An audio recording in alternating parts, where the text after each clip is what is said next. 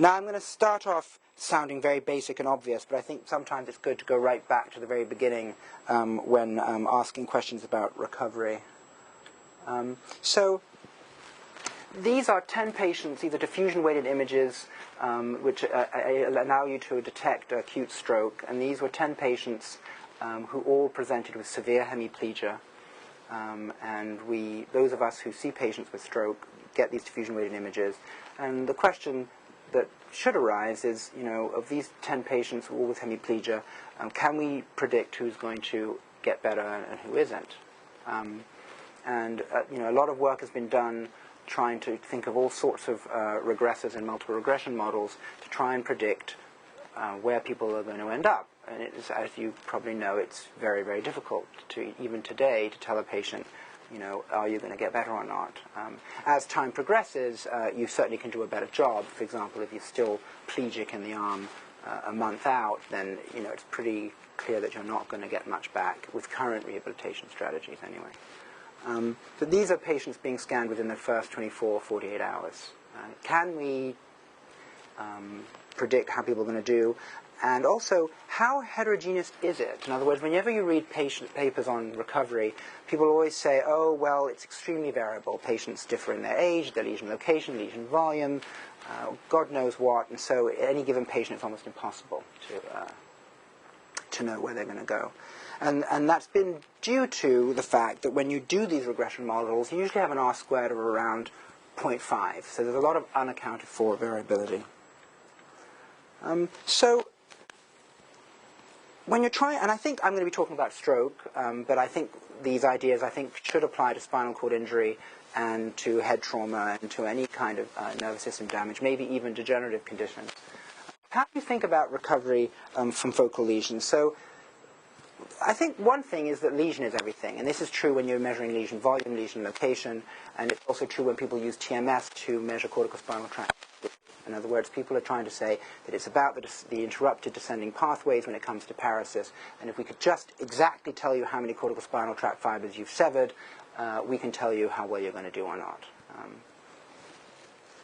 And then the other argument could be the opposite, which is actually, look, the hole is there forever. If you image them late on T1, there's going to be a cystic CSF-filled hole there, and they're never going to get that back. And so really what determines how they're going to do is what the rest of the brain is going to do about it.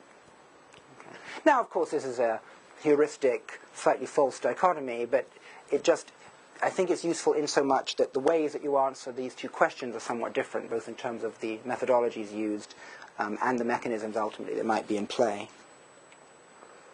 And then the other thing is recovery. This seems almost like an insulting question, but I think it's really very, very important because, especially when it comes, I'm sorry, it's a hidden place,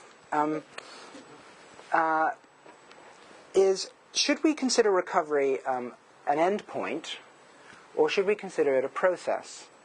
And this is really important because a lot of functional imaging studies are hampered by, I think, imaging the wrong thing. They're imaging the recovered state rather than the process that led you to the recovered state, and they're quite distinct, actually. So what are you going to define it as? The example I think we gave in a paper recently was, if I were to have a deep gash in my hand versus just a graze, and you were to look at me a month later, you'd see, hopefully, no scar. And so in terms of endpoint, I look identical after a graze and a deep gash, but obviously the healing processes engaged for those two types of injury are quite distinct. So if you just looked at the end, you would not be able to say anything about the process itself. Then there's this argument, I'm sure you're all familiar with, of compensation versus vicariation, which is a very ugly word, but basically the idea is that, the most obvious example is you have a right hemiparesis and you start using your left arm, you're compensated and you haven't recovered at all in the right arm, versus true return to the computations your brain engaged in some new area to get your arm doing what it did before the injury. And the real question is do we ever really go back to the way we were behaviorally? And is it really fair to say that there is such a thing as recomputing the same kind of movement as you had before injury? Or is it all varying degrees of compensation, the obvious kind when it's the other limb, but even within the same limb? And again, defining, identifying, testing for these differences is very, very difficult.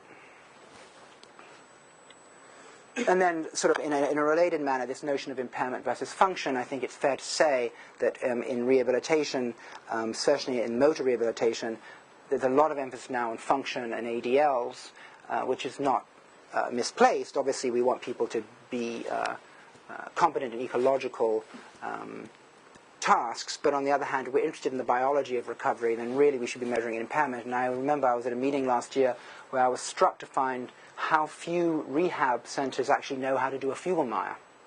Now, it's not the best measure in the whole world, but it was devised in the 70s precisely to quantify impairment, and yet rehab, people do not measure the Fugl-Meyer or even impairment in general. And one reason for that is that, as you'll see, impairment is recalcitrant to treatment. Whereas if you allow people to compensate, you can always find some scale that will give you some sort of delta which will then justify the insurance company to keep you going, right? So this is basically a linear regression, and this is a kind of thing that people have tried to do where they have their outcome measure on the left of the equation, and then they put all their predictors to the right. And these are the types of things that have been done, usually with an outcome versus a process measure, and usually they put in things like age and lesion volume and initial severity, and they end up getting R-squareds of around 0.5. And, not surprisingly, if you use an outcome measure like severity, initial severity is going to correlate very well, right? If you have a severe injury, then you're going to be more severe later, most likely. So, first of all, in the work that I'm going to describe to begin with, we would say two things. One is, if we're interested in the biology of recovery, we should look at impairment measures because it's closest to what's really happening, and it can't be sort of drowned out by compensation. And two, we're going to use a delta measure to try and capture the process rather than just where it ends up. All right, so if you agree with that, and it's surprising, as obvious as it sounds, how few studies have actually looked at impairment measures versus disability measures, and how very few studies have looked at delta measures versus endpoint measures. Okay. So that's the point, the endpoint versus initial score, and then in the Fugl-Meyer, you can have a potential maximal recovery, meaning that in the upper limb the maximal score is 66. And by the way, the Fugl-Meyer is really a series of multi-joint movements that you make that really are a test of the ability to move out of synergy. It's a limited measure in so much that it has ceiling effects, but it's difficult to cheat. In other words, it's very difficult to compensate your Fugl-Meyer, and it has good test-retest and inter-rater reliability. So it's when you're trying to publish papers like this, people really want some sort of validated measure, which is fair enough, and it works for what we're trying to do here. And this is what I was saying, using the endpoint score, using the Fugl-Meyer, and by the way, the maximum score of the upper limb is 66, so if you have a low Fugl-Meyer, you're quite severe, so if you have a Fugl-Meyer of 10, for example, or anything below, which is considered severe hemiparesis, then you have 56 points, potentially, that you could jump to get to maximal. Okay? So the question now is what's the relationship between this potential maximal recovery, what you've got left to recover, and where you start and your delta, all right?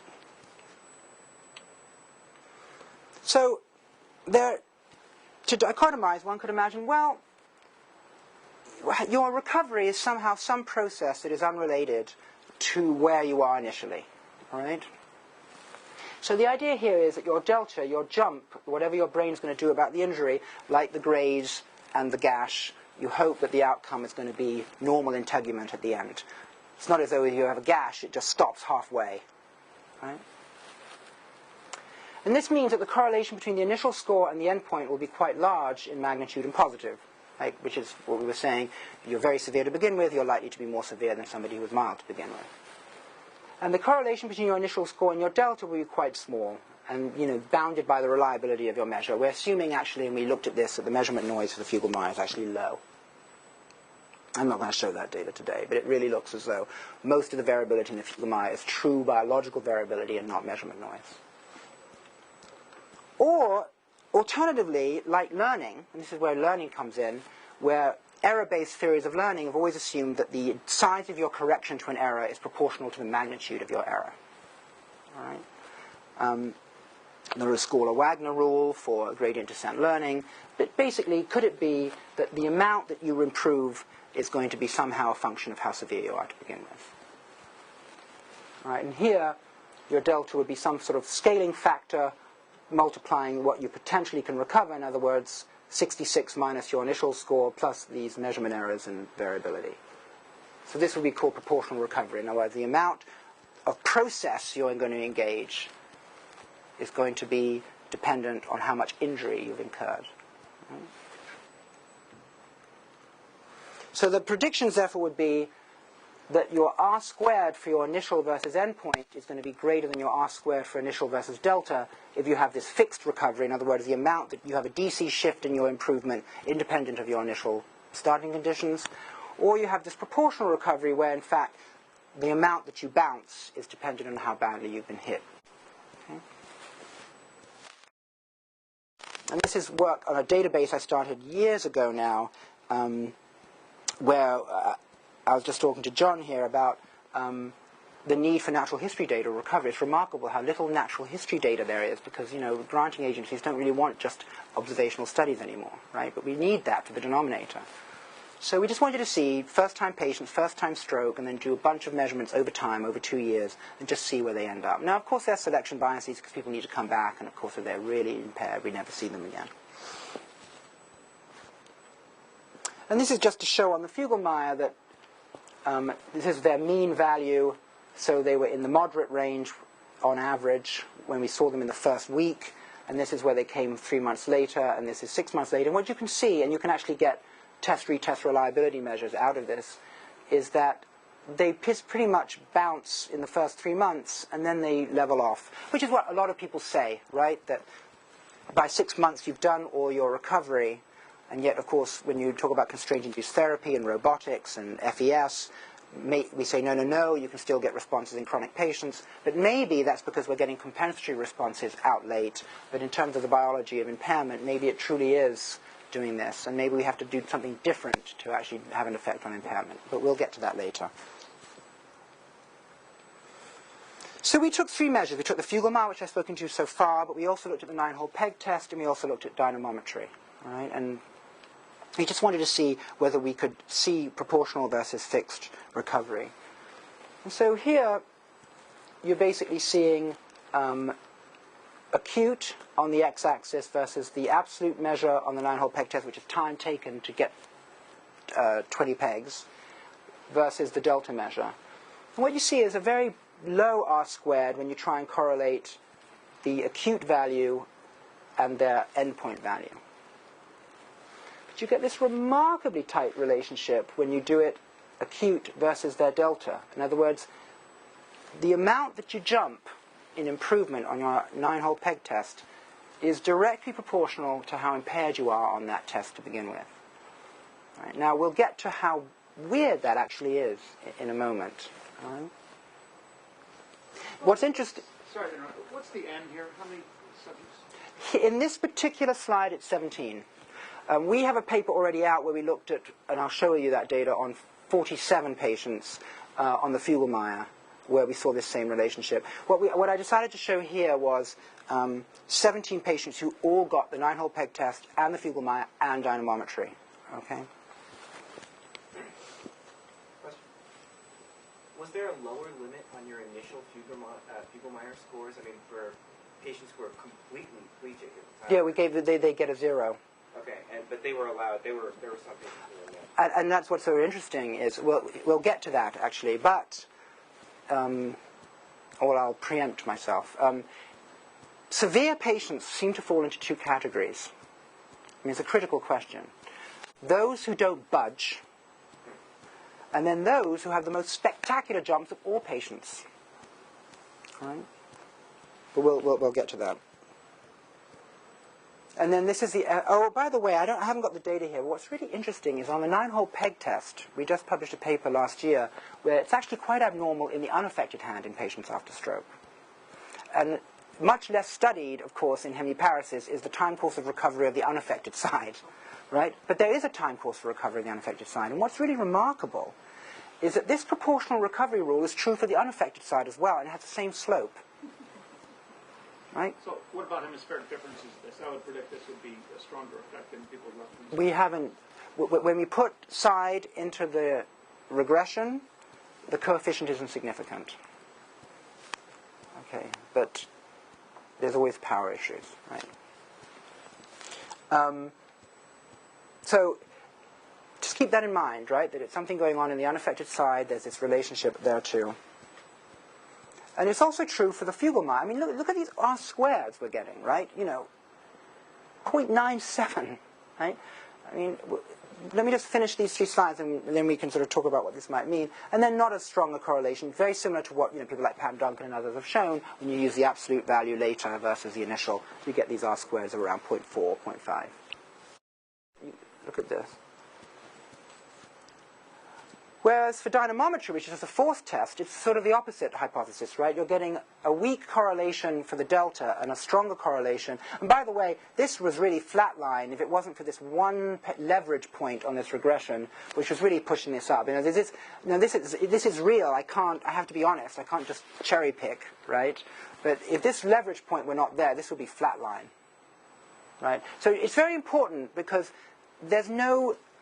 it's very important to understand intuitively that there's no obligatory correlation between deltas and absolutes. Right? In other words, here there would be no correlation, and here you've got a much stronger correlation. So it's interesting that when it comes to coordination, which is impaired on the other arm, but force is not, by the way. If you do dynamometry on the unaffected side, you don't really see much difference. But on the 9-hole peg test, there's clearly a difference, and it also has a time course and also seems to obey this proportionality relationship. The y is the delta. And this is something that we just came out last year in the bigger data set that Branch you were asking about. And what was interesting is that, forget the different colors, just keep them black. And it's a little bit of a different plot. It's not again, it's predicted delta against observed delta using that regression I was showing you where you put in age, size, volume, and initial severity. And when we first looked at this, right, it was very interesting that it looked like there was some bimodal thing, which gets to your point about severity, is that there was this population that was very tightly predicted, and then there were these outliers that fell off. Right? Now, of course, you can't just go in and shade the ones that you think are outliers. You do a formal t-statistic on residuals to identify the outliers. Okay? So it looked as though there was a subset of severe patients who didn't obey this rule, and then equally severe patients who did and made the biggest jump. Right? Now, what that rule is, by the way, if you take the slope, is that if you have a maximal potential recovery of 66 minus your initial severity, you're going to get 0.7 back of that, 70% back. Now, that's very odd, right? It means that if you are one of these proportional recoverers, and you have let's say you're severely affected and you have a Fugl-Meyer of 10, that means you have 56 potential points to get back. You're going to get 70% of that 56 back. Right? So you're going to make, I don't know what 70% of 56, but let's say 35 points. Right? Then let's say you have a Fugl-Meyer of 40, you're moderate. So all you need to do is jump 26 and you're going to be completely back to normal. If you can jump 35 points from a Fugl-Meyer of 10, then you should be able to jump 26 from a Fugl-Meyer of 40. But no, you're just going to get 70% back of the remaining 26. Right? Why does the brain work that way? Right? It's odd that it should have some sort of recovery mechanism that kicks in that is proportional to the severity, and it's not going to get you all the way to 66, even though it can get you 35 points if you're lower down. What's the other implication of this relationship and we'll get to the outliers in a minute. I can predict with an R-squared of about 0.9 where you're going to be on an impairment measure 3 to 6 months later based on your measurement in the first week. What that means is rehabilitation isn't doing anything. Right? It's one interpretation. Because there's going to be an enormous amount of heterogeneity in what's going on in those 3 months or 6 months. Right? And so that should wash out your R-squared. If some get really good at rehab, some don't bother, some don't get it. So it's difficult not to conclude that from the level of impairment, well, there are 3 possibilities. Right? Let's do the nice provocative one first. Rehabilitation does precisely nothing. Right? The second one is that there may be some baseline level of rehabilitation that's needed to kickstart this biological recovery, and that you can't lie in a room in the dark with your eyes closed. Or the rehabilitation people are so smart that they're perfectly dosing their treatment to the initial severity, and they're actually generating this relationship. Right? So those are the three possibilities. And then there are these outliers here. Right? John, the patients that one sees who have a mild stroke and do make a complete recovery, I don't know what their Fugl-Meyer score would be during their mild stroke. Is that just a ceiling effect of the Fugl-Meyer that they make a complete recovery? Right. First of all, with this relationship, there's noise on it, definitely. Right? So there is a ceiling effect on the Fugl-Meyer, by the way, and we have another study that we're writing up right now where we took people with normal Fugl-Meyers and tested them with kinematic measures in the lab, and they're not normal. Right? And actually that's very important, right, because if you have people who have made complete recoveries and they're people with vertebral dissections, carotid dissections, PFOs, in other words, they're people who really want to go back to work. But if these people are hairdressers, electricians, airplane pilots, whatever, the little bit of deficit that you can uncover in the lab is going to make a huge problem, even though the Fugl-Meyer hasn't been seen. So you're absolutely right about that. I'm not talking to that. But what this is saying, that even with the Fugl-Meyer, you may not be seeing complete recovery to ceiling in people who have a Fugl-Meyer, let's say, of 40 when they're first seen. But I guess, would you how many people hypothesize that if you use those more sensitive measures, that even the complete recoverers had only regained 70% of what they had? I don't know what the relationship would be for the 0.7 rule is for the Fugl-Meyer. So it would depend how much generalization there is and overlap, what that measure captures or not, right? But I don't know if anyone ever really fully recovers, depending on the measure you use. Certainly in this paper, I don't know what we're going to call it. We're going to say skill deficits in fully recovered patients, but yeah. So recovery of force production is largely independent of initial weakness. Recovery of multi-joint movement and dexterity obeys a proportional mechanism. Recovery from impairment is largely independent of rehabilitation efforts. It's probably a brain-based process where the response to injury is proportional to the behavioral impairment. A subset of patients with severe impairment do not show proportional recovery. Now that's a very difficult situation. So what are the implications here, the remaining implications? The other ones here is that there's no such thing as a moderate to mild patient who doesn't show some recovery. So in other words, it would be very unusual for somebody to come in with a Fugl-Meyer of 30 or 40 and then stay at 30 or 40. Right? We haven't seen such a thing yet. The only people who don't budge are a subset of the severes with Fugl-Meyers under 10. But then, those are the patients that you really want to do something for. And what I don't want to do is to say to you, with these sorts of results, that, well, there's a subset of you that aren't going to really improve at all.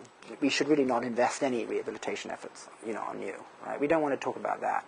But so the question is, how do we identify this subset of patients? Now, one potential way is to use TMS, right? In other words, there are studies out there saying that if you can't get an MEP response in the first week to TMS, they've tried to see whether it predicts, but you can't do it. It's extremely noisy. There are patients who don't have MEP responses who do recover, and there are people who do have MEP responses who don't.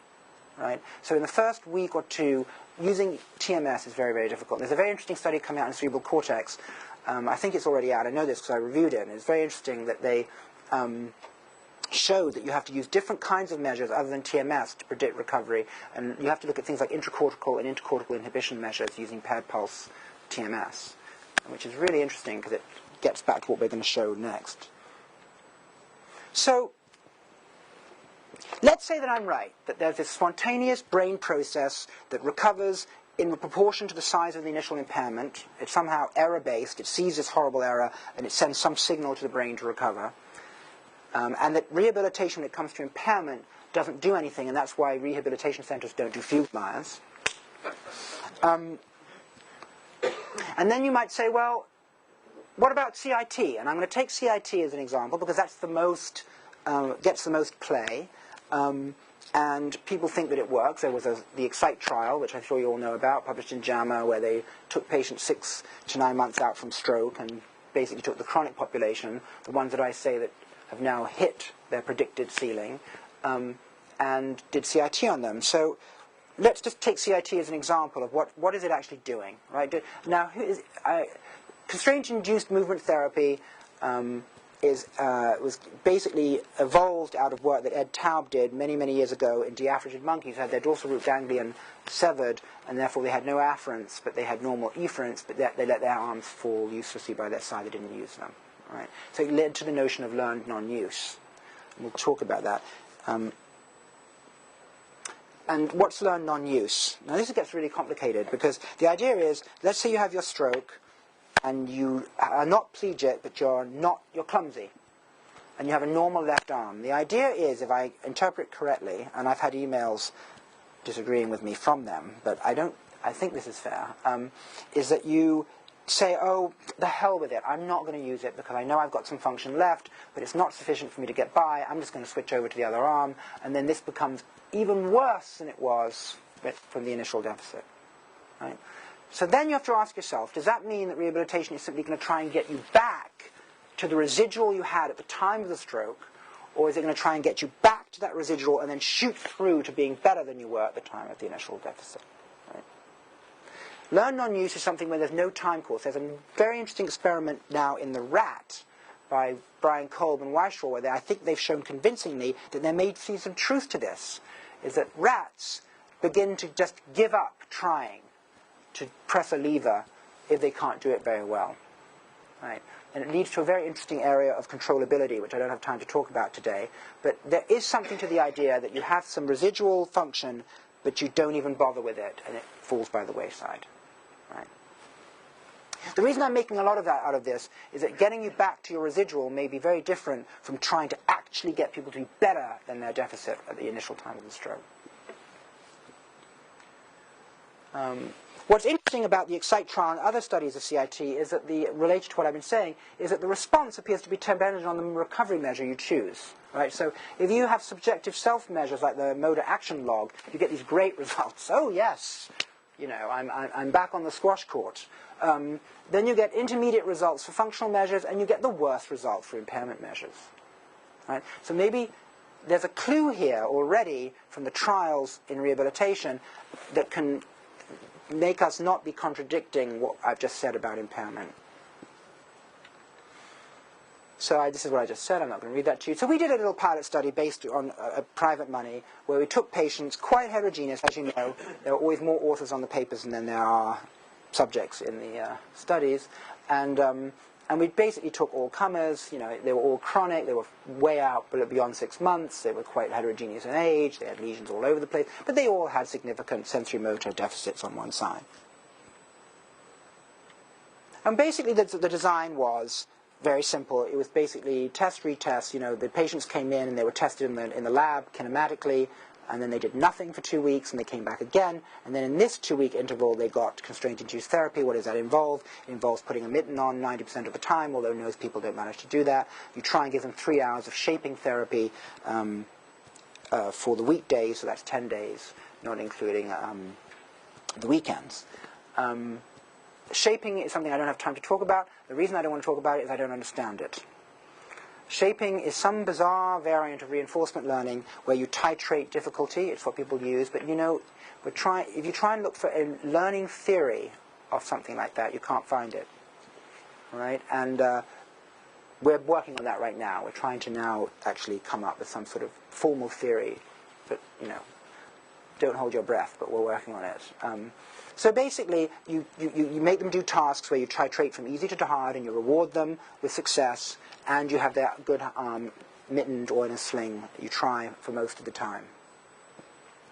So this is a arm research action test. It's like the Wolf motor test. It's like the Jebsen. It's basically doing a variety of ecological things with jars and boxes and reaches. And these are the patients on this score. The higher the score, the better you do. And the dashed lines represent patients that showed statistically improvement that was bigger between session 2 and 3 when they got the treatment versus the session 1 to 2. 1 to 2 obviously is a control session based on the idea that they're chronic, so they shouldn't actually delta in this session, having done nothing in the interval. All right? So we are seeing patients having a response on a functional test to constraint-induced therapy, even in the chronic state. This is the Fugl-Meyer, 1 does. Right, so already you're seeing this dissociation between a functional measure and an impairment measure. And then, if you do kinematic testing, so this is what all of you would do if you just simply did planar movements. What I mean by planar, it means your elbow and your shoulder are in the same plane. What does that mean? It means there's only one mathematical solution for your endpoint in that plane. Then once you get into 3D, you know, if I want to do this, I can go like that, I can go like this. There are many solutions, degrees of freedom to that. But once you get planar, there's only one set of elbow and shoulder angles that I can have to get the pen, right? So it's a nice way to test. There's no way to compensate, in other words. Either you can make the elbow movement and the shoulder movement, or you can't. So it's the even stricter test of impairment than the Fugl-Meyer. This is what you would all do. You make these nice straight movements out and back. You start in the center, you go out, and aim, and you stop.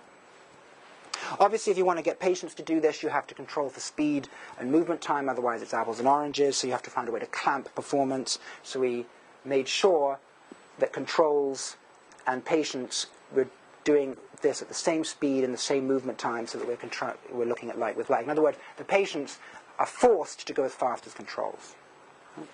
It's a good control, in other words, because when any deficit you see, it can't be just a force problem, because they're actually managing to accelerate and reach the speed that the controls are. And this is what the patients look like. And this is one patient who improved statistically on the functional measure. This is what they looked like before CIT, and this is what they look like after. It's actually remarkable. It's like almost like a signature. They're identical. There's been not a shred of improvement. So when it comes to, yes? The improvements on the Fugl-Meyer were really very modest, weren't they? There were minimum. There only one patient statistically showed one. 3 points. Yes. And actually, some people will argue, and of course it's arbitrary, that they really want to see at least a 7-point jump for it to be meaningful. What's the measure according to which that's significant? How did we simply said that we wanted to see, we did a power analysis, and we said the effect size simply had to be 50% of that 7, because it was the upper extremity, and that 7 was initially devised for arm and leg, Fugl-Meyer. And we simply said, could we detect statistically that jump? Yeah, because we wanted to be powered for an effect size with a low number like 10, so that we didn't get a false negative. And we were powered up to above 0.8 to show a difference, and we found it only in 1.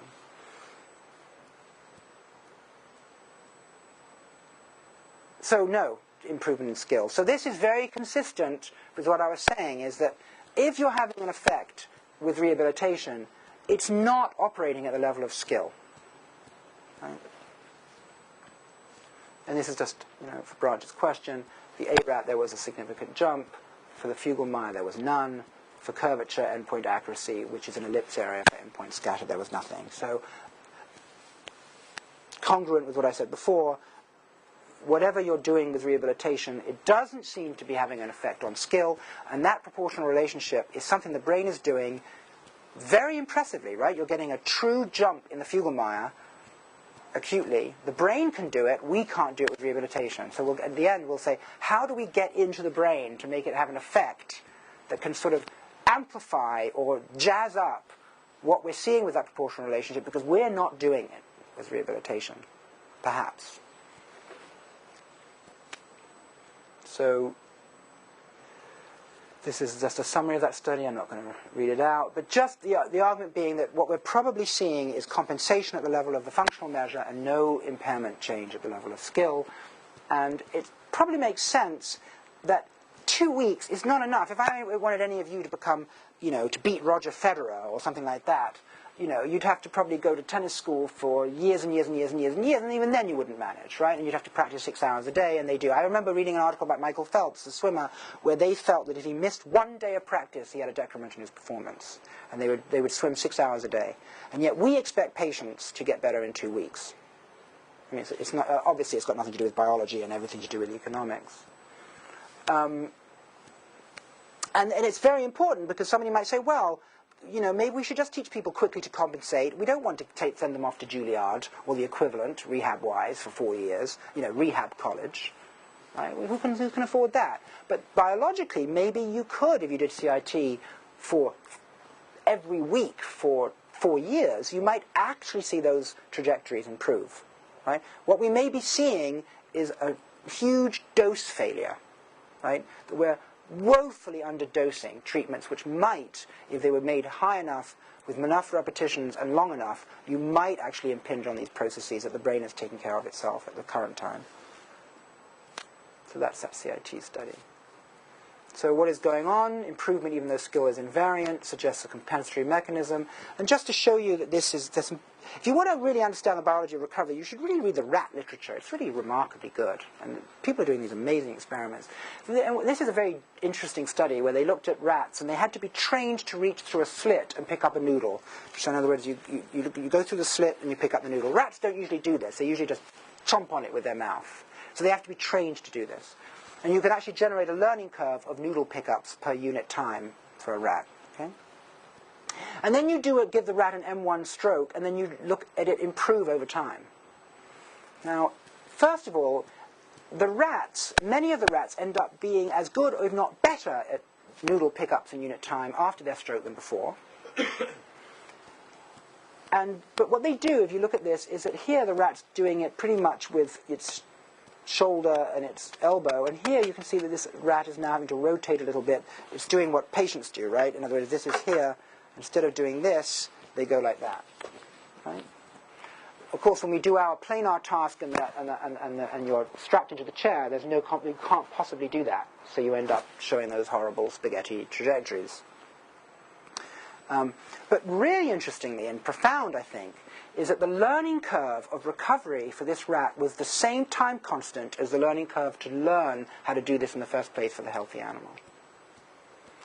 Which suggests that when it comes to compensation, one assumption that almost never gets examined by the rehab field, by the way, is that learning mechanisms are intact, even though performance is impaired by the injury. If you do a search on the web for learning, motor learning, after injury, you'll find a handful of papers. It's extraordinary that the fundamental principle that rehabilitation is based on has not been investigated. It's mind-boggling, right? But it turns out that they have a reprieve in so much that, at least in this little rat, the learning curve, it seems to be the same for rehabilitation as it is for initial learning of the skill. And it strongly argues that learning mechanisms are in play when you compensate, which makes sense, right? Even if any of you are right-handed and I tie up your right hand and you start learning with your left hand to write, you'll have a learning curve for your left hand, right? So this is that in writing, we don't have to say that.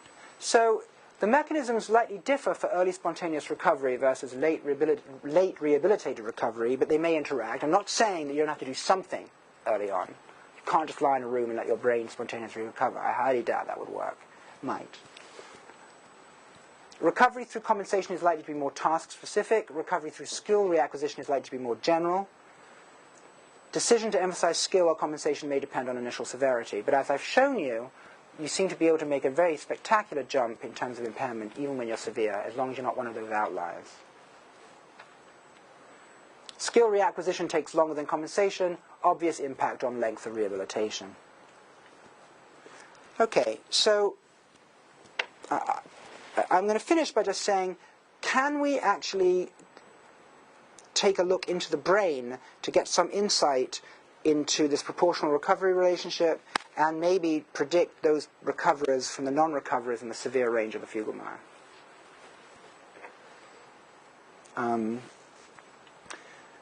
So the hypothesis would be that there are individual differences in motor task-evoked brain activity in the acute stroke period that predict subsequent recovery. These activation differences are independent of your performance on the day of scanning, and these differences are more proximal to recovery mechanisms and therefore might do a better job than clinical predictors. What do I mean by this, so you understand?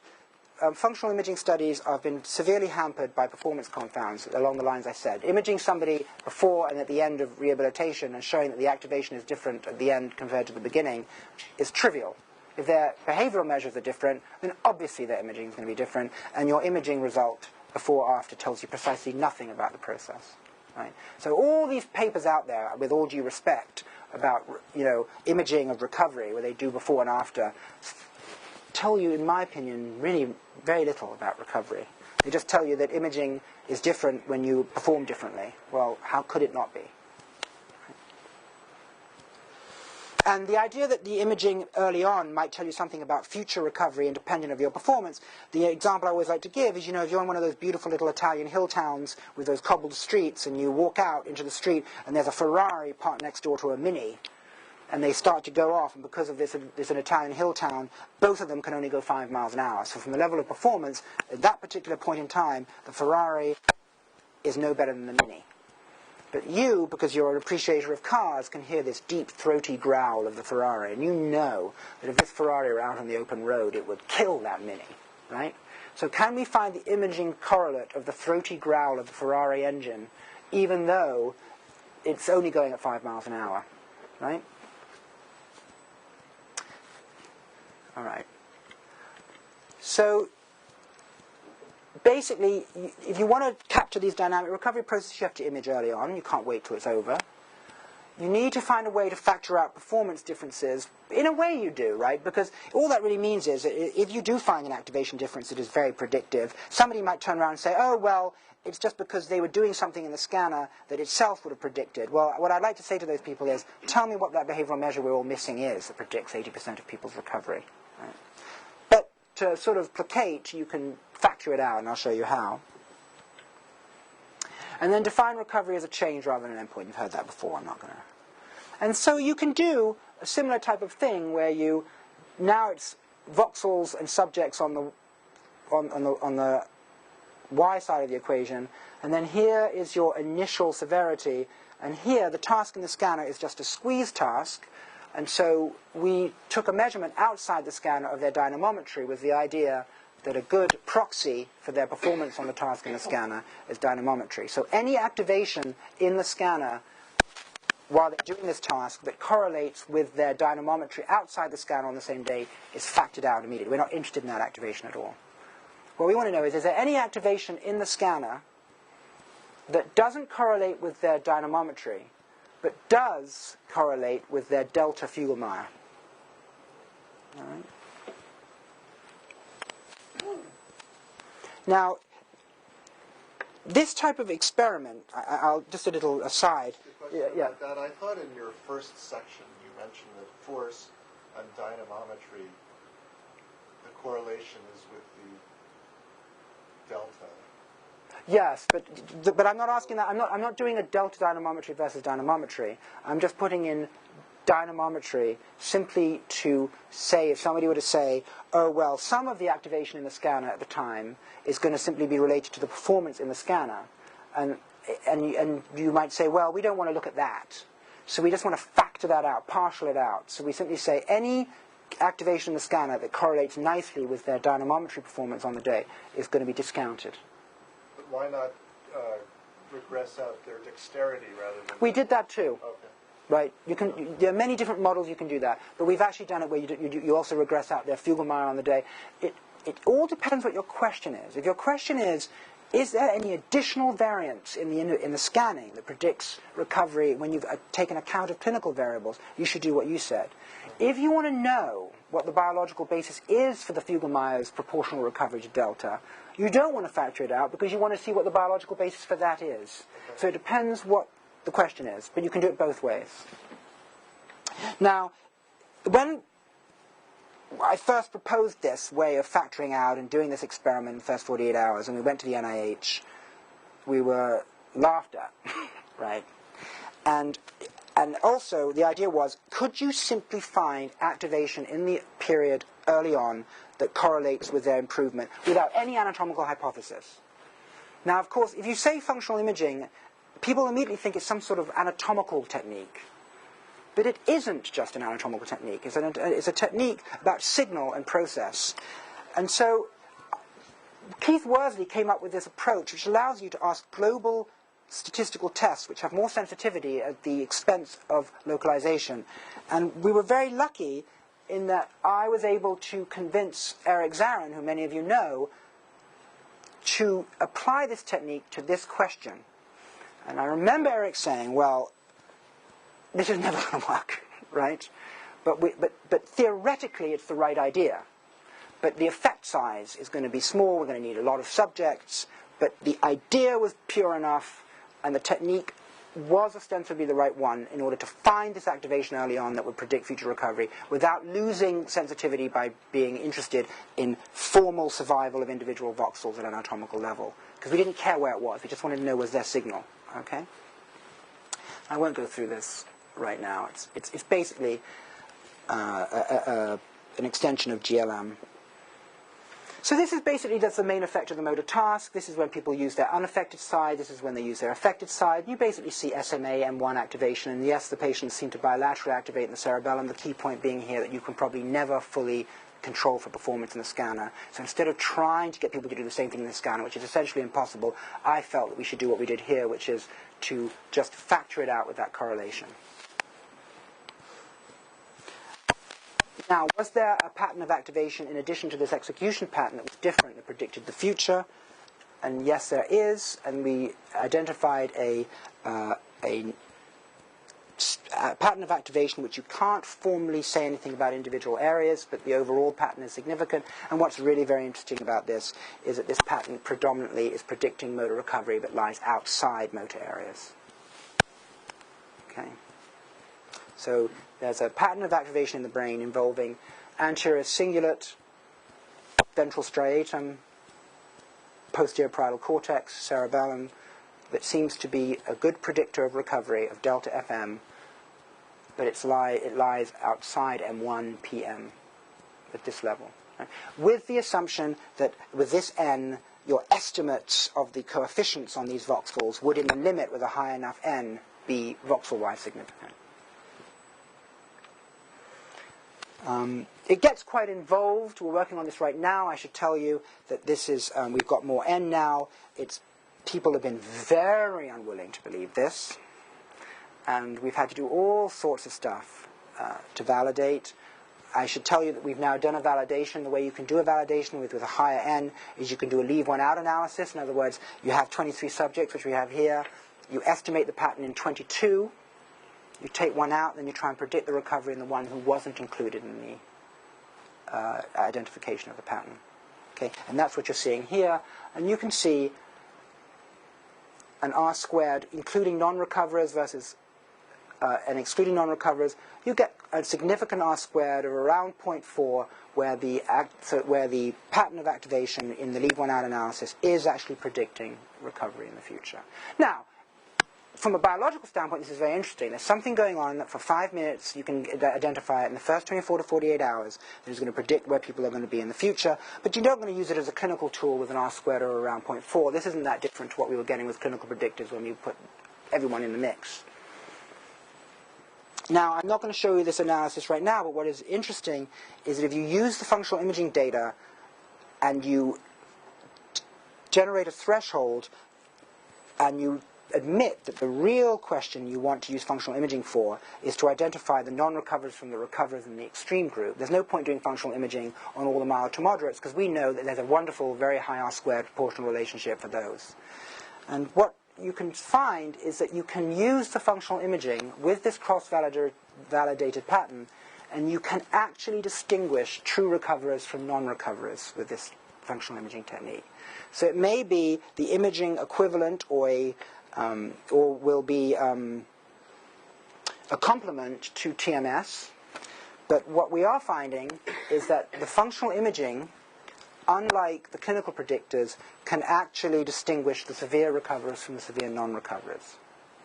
John, there's something I'm realizing I'm a little confused about, which is when you presented the functional imaging data, that was on a spectrum of severity. That wasn't just on the severe, right? It's on a spectrum of severity. Okay, so then I'm trying to reconcile the recoverer, non-recoverer with the fact that the less severe people sort of uniformly... Yes, yeah. Does that just mean that the less severe people all have a good index of that recovery pattern? Precisely. You only find the bad index in the... Precisely, exactly. In fact, this is exactly what you said, which is the sort of concluding slide, is at the moment what we're arguing is that there's some... You have your FM acute, your initial severity, and then there's some gate, which in this point we're calling either a 0 or a 1, right? The severe patients are 0, so the proportional relationship doesn't happen and they have no pattern expression, right? And that's what we're seeing. Patients who don't recover have no expression of this pattern.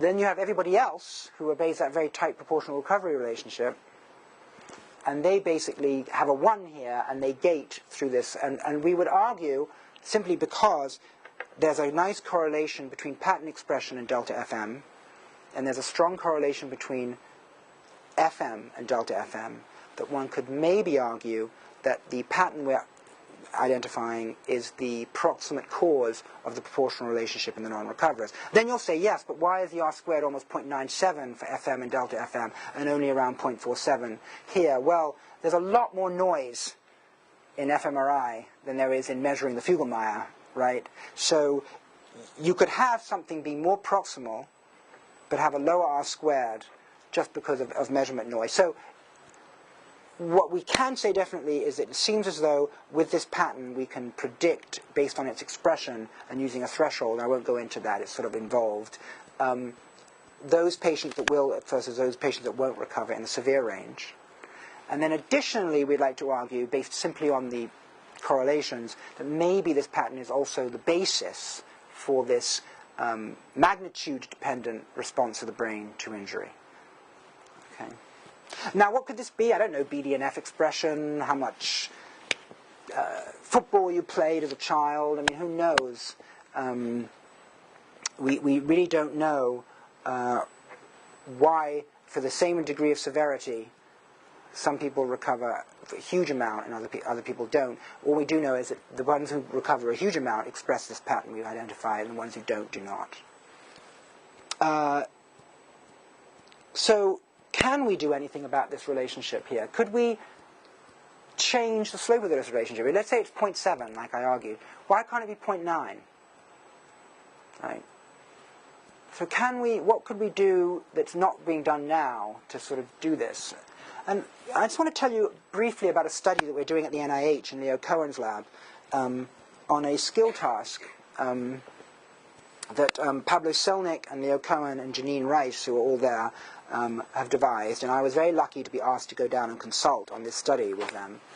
And essentially, this is a study in healthy subjects where they devised this task, which is really difficult. You basically have to hold this force transducer, and you move this little black cursor with the force transducer to the right, and the amount of force you apply determines how much it translates along the x-axis. But it's not linear, it's exponential. Right? So you're there, and you're trying, and what you have to do is you have to squeeze to get in between. So basically you have to go in between 1, relax, go back, out to 2, relax, go back, out to 3, relax, go back, and then go back, and then do it again. Right? Now I tried to do this, and it was so impossible that I actually said, I don't believe that this can be done, right? And then I saw somebody who'd been doing it for a few days, and it was unbelievable, right? What's great about this task, unlike most lab-based tasks, is that it's really hard, right? It takes, unlike adaptation tasks that we've studied and Reza Sadmi has studied, which you can adapt in 60, 70 trials, here this takes days. So you want something with a time constant of days to really be like skill, right? And basically, this is the plot of sequence error rate. In other words, you're correct if you get into all 5. You get just one wrong, you're considered an error, and this is your movement time. Now, many studies of skill, in my opinion, make the mistake of taking the movement time measure and the accuracy measure as separate measures. What you really want to do is find the function, the speed-accuracy function of those two measures, fit a function to it, and then take and hope that you've got a low enough fit in terms of number of parameters that most of the variance in performance is along one parameter dimension, and then that's your skill measure. Okay. So what you want to do is you want to, so this is what this function looks like when they start. So you make subjects do it paced with a metronome at different speeds, and then you read off their error, and then you see them after practice, and you see that this curve has shifted. But what you want is one variable that somehow captures this whole curve shifting down here. Now it turns out that you can actually fit a function to that. It's sort of messy. And you can, and luckily, most of the variance in that function is along one parameter of that 2-parameter fit, and that parameter was used as a skill measure. So basically what you're saying is you're characterizing the speed-accuracy trade-off of your task, fitting a function to your speed-accuracy trade-off, and then hoping that there'll be a parameter that reflects most of the change in that function. Okay? It's very important to do that. And basically what the idea here was is, could one actually make people better at doing this by stimulating the brain with transcranial direct current stimulation? Right? So all this stuff in the news about was this cyclist taking this drug, was this baseball player taking this drug, and did they get urine tested, did they not, is all completely moot, because everyone's just going to get their brain stimulation. You won't find a trace of it. It's all over. And what happens, amazingly, is if you give this stimulation during the training on each day, this is controls, they basically practice on this skill measure, the parameter I told you about, and over days they show this improvement. This is what happened when you stimulated them with transcranial direct current stimulation.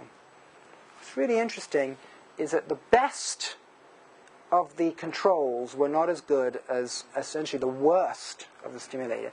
So in other words, you're turning people, if this is true, into super learners.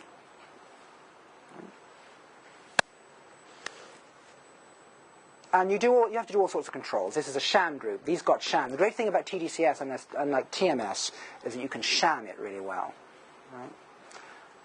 And also, there are studies in the works doing cathodal and doing anodal after versus anodal during, and you're not seeing this effect. And there are in vitro studies suggesting that anodal TDCS may be causing LTP-like mechanisms to occur. So this is not completely out of left base, or whatever you Americans say. The other interesting thing is that the effect was predominantly in the overnight improvements. So in these patients, they were getting these steps, not here and then here, whereas here we were actually seeing decrements or slight improvements. And when you looked at that, you compared the in-session versus the between-session learning, you saw that online gains, in other words, the amount you deltaed within a day, was not different between the people who got the sham versus the anodal, but where the difference was in how people retained overnight. Okay, so it's really interesting, right? You're giving people stimulation as they learn, but the effect is expressing itself overnight rather than during the day. Are they dreaming about it more? I don't know if they've asked that question.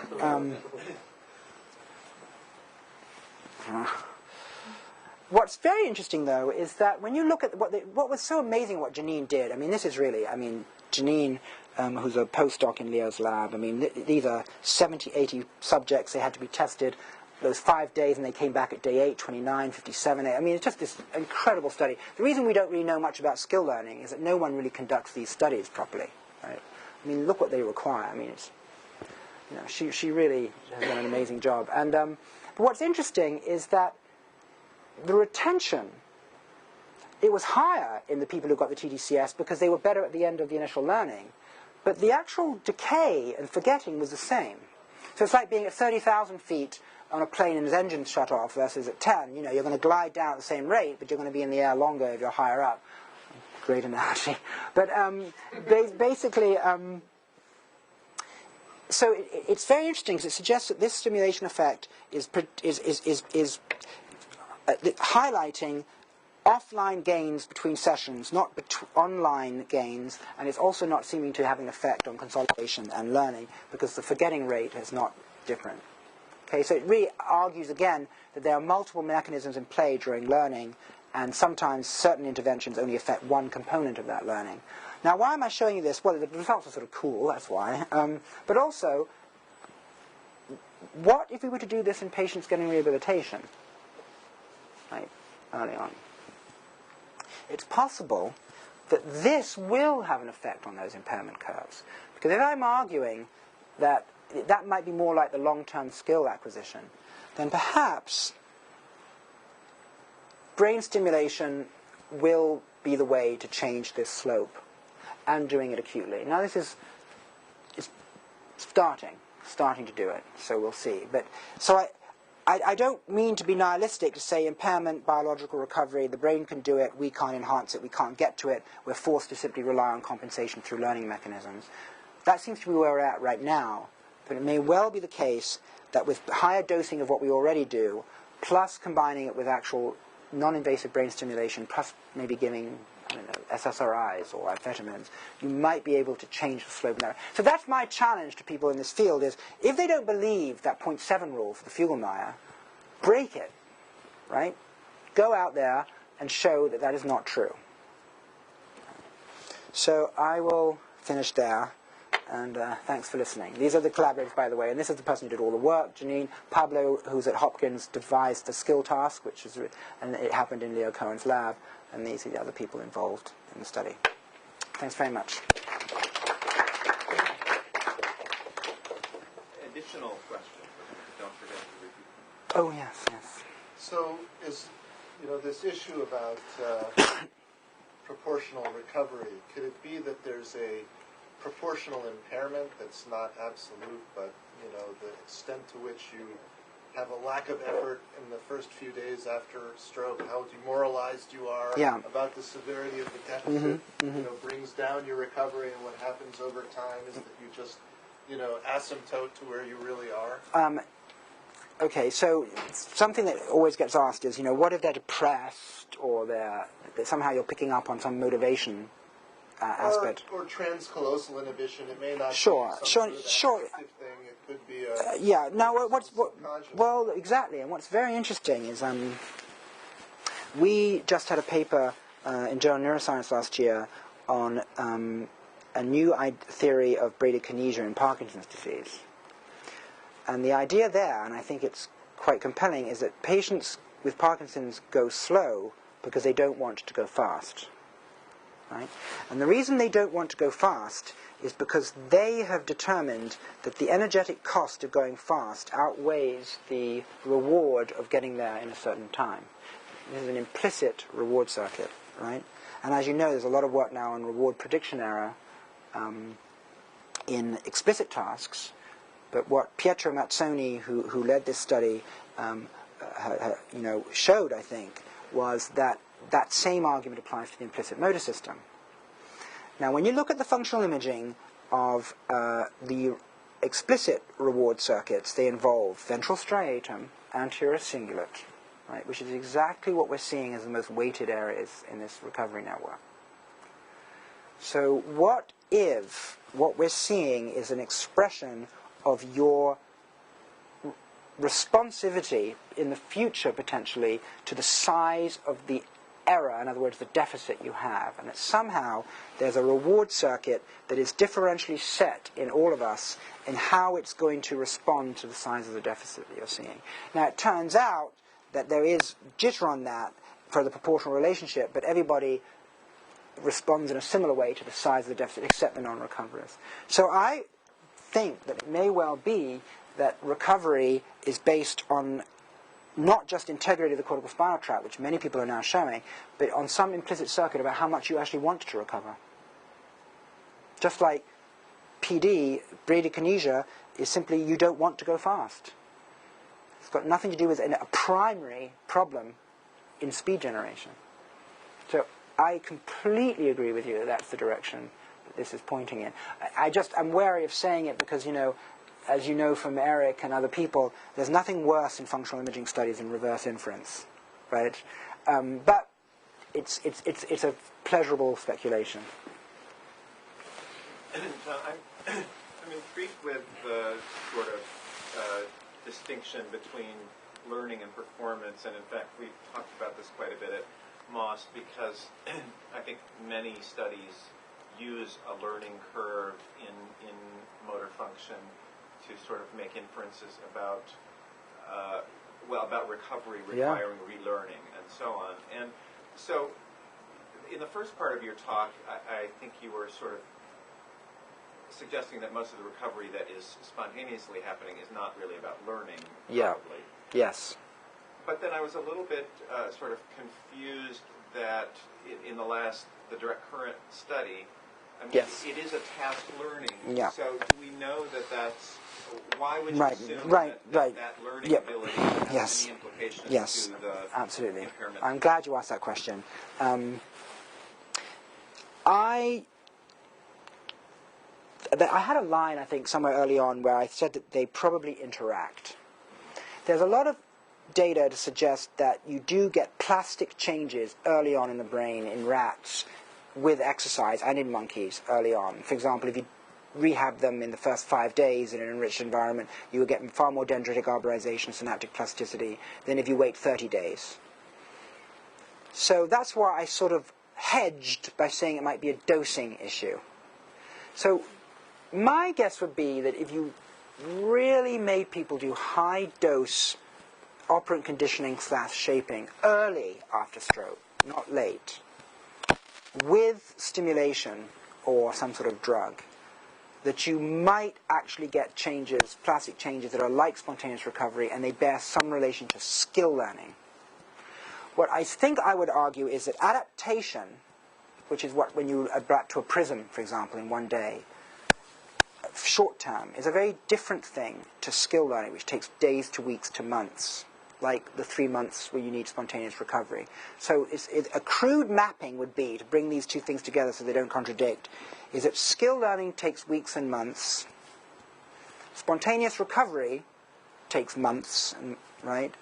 And CIT can lead to compensatory changes on a compensatory measure in 2 weeks, just like we can get very quick changes in adaptation paradigms like prism adaptation.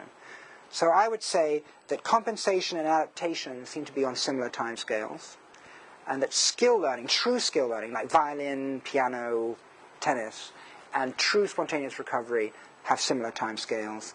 And I'm hoping that if we know what the plasticity basis for skill learning is over those longer time frames, they'll have something in common with what's happening during spontaneous recovery. But that we're not pushing those early enough or greatly enough early on, and that's why we don't seem to be impinging on impairment measures. And does this framework have any direct predictions on the interaction between the two? That is, one thing that people are sometimes concerned about in rehabilitation is that if you, out of economic necessity, teach compensations early and effectively, might that actually undermine? Yes, and in fact, there's a fantastic, once you get into this reinforcement learning framework, you get towards what's called habit formation, right, and automaticity. So the idea is, and Reed Montague's made this argument, is that you're in this situation where you're trying to seek reward, and you're finding ways using reinforcement learning to maximize that reward. But what you're trying to do is to then chunk what you do into some automatic, low-effort response. So you're always moving towards a habit, which started off with reinforcement learning. And so there are data in animals and now in patients that suggest that what you might be doing by teaching compensation is getting people to do habits that are very difficult to reverse. And sports coaches have known this for centuries, right? That you can learn a bad habit on the tennis court, for example. I always talk about tennis, I like tennis. Where you do some horrible forehand that's given you the reward of winning against players who suck, right? And then, when you come up against somebody who's good, you can't reverse that bad forehand that's not going to work against them to get the real vicariation you need. So absolutely yes, there's more and more data both in the reward-based framework and even in the stroke literature suggesting that compensation will actually reduce your chances of finding the true solution that would take longer to explore in parameter space. So yes, definitely. There's both empirical and I think strong theoretical evidence to support exactly that. Yes? So this rule of the 0.7 recovery. So there's a law of the nervous system. When you have a stroke, you get better. Mm-hmm. Right? If basics improve, they don't get normal, but improve. People with somatosensory deficits improve. People with visual deficits improve. So do you want to claim that this is the mechanism underlying motor improvement, motor recovery, partial as it is exactly the same process for all elements of the nervous system, all systems of the nervous system? You think this is unique to the motor system? I don't know the answer to that. I don't know. I just don't know. I mean, Zev Reimer, who's at the RIC, had some data that one of his, postdocs or fellows showed at SFN, where they were showing that actually the moderate to mild people, when it came to just EMG measures, were not improving better than people with severe deficits, which was exactly what we were predicting here. That all we're saying is that just because you're mild to moderate doesn't mean that you're going to improve entirely, and the severes are not. And that's what's so interesting, is why should that be? How this plays out into aphasia, neglect, and more importantly, right, I mean, there's a selection bias here. I can't preclude the possibility that if you have aphasia and neglect, that interacts in some way with your paresis, and you won't see this rule in people with giant MCA strokes. And this selected towards people with corticospinal tract problems, people with paresis, right? This might not be true with large MCA strokes. I really, I really don't want to universalize this. I think it's intriguing. We're seeing it now for the 9-hole peg test. We're seeing it for the affected, the unaffected. But I don't really would rather it not rise to the level of rule just yet. I mean, we'll take a fall. Yeah, absolutely. I mean, yes, yeah. The 10 scans that you showed in the beginning, only one of them had what looked to be a fairly large cortical. Absolutely, you're right. Having people come back and do this, it selects against large strokes. So, absolutely, that caveat's really important. Have you looked for any functional connectivity between this kind of predictive? Yeah. I mean, the next step is to try and do DCM. Absolutely. It's interesting, actually, that Eric has a paper that he really needs to submit. Eric Zarin, the statistician, where he's actually shown a formal relationship between the identification using this multivariate linear modeling pattern, where you can't make any anatomical claims, and that he's actually shown that there's a direct connection between MLM's identification of different patterns, implying, when you use dynamic causal modeling, which is DCM, different connectivities in those networks. So the natural next step is to do exactly what you're saying, and is to do connectivity studies. Absolutely. I mean, I guess one thing that might be difficult is, there when you do dynamic causal modeling, you're making an assumption about the relationship between the hemodynamic response and neuronal responses. And as you know better than I, when you have stroke, you may have to have a different set of equations and assumptions. But I think what we're going to try and do is to do DCM in our motor learning studies first, and then show that relationship, and then move to that. Absolutely.